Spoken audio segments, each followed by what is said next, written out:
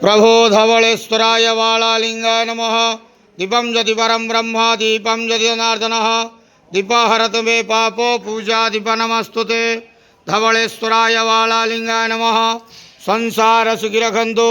आज कार्तिक मासर शुभ बुधवार रे समस्त श्रद्धालु भक्त मानक आशीर्वाद करंतु, मनस्कामना पूर्ण करंतु, कर्म क्षेत्र उन्नति करंतु, ग्रहरिष्ट खंडन करंतु, जगतर मंगल करंतु, विश्वर कल्याण करंतु, आपणकर नाम प्रकाश करंतु, सेवकर डाक श्रवण करंतु, समस्त गुआवसा भक्त मानकर मनस्कामना पूर्ण करंतु। धवलेश्वराय बालालिंगाय नमः।